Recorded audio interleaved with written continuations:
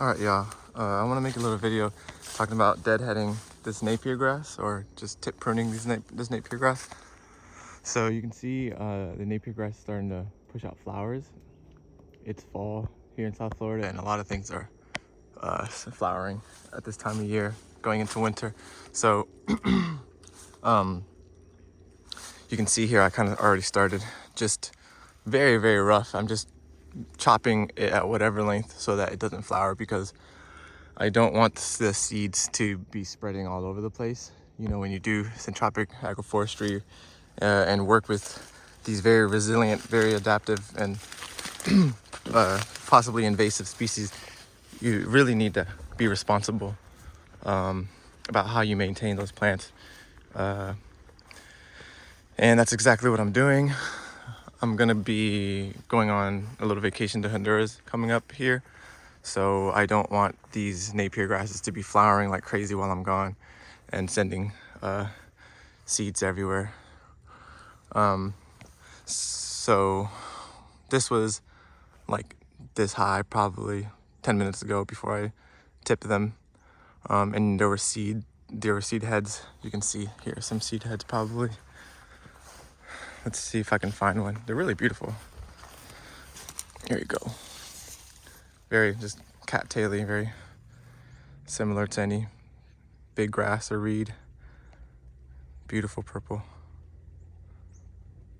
But I don't want these to be developing anymore. But at the same time, I want to maintain the windbreak and climate control effect of the Napier grass. So I'm not taking it down completely to the base. I'm just tipping them so that they don't put more energy into making flowers. And it's a very good practice, something to get used to if you're working with Napier grass, especially in the fall, winter time, where, like I said, you want the windbreak effect and the protection effect for your other plants, but you don't want to cut them down completely like you would do in the middle of summer. So you can see these are just starting to push flower. So there's a perfect time to go ahead and do some tipping and do some deadheading of these Napier grasses.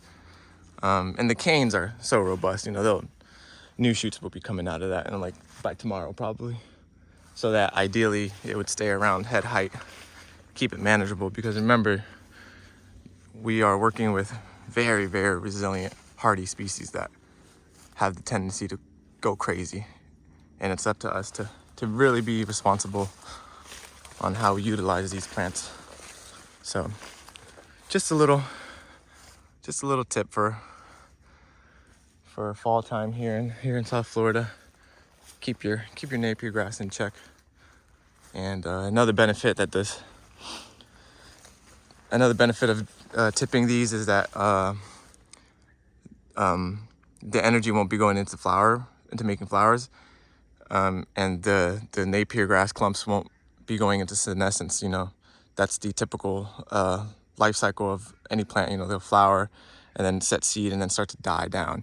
What we're doing when we tip them is kind of rejuvenating them. So throughout the dry season, they'll be sending signals to the rest of the system to keep growing and not to go into senescence. So yeah, overall, just tipping the Napier grass back just enough so the flowers don't develop, and so you're still getting the best of both worlds of protection, frost protection, windbreak, as well as biomass, and as well as the growth signals, as well as not having seeds be spreading everywhere that you don't want them to. That's all.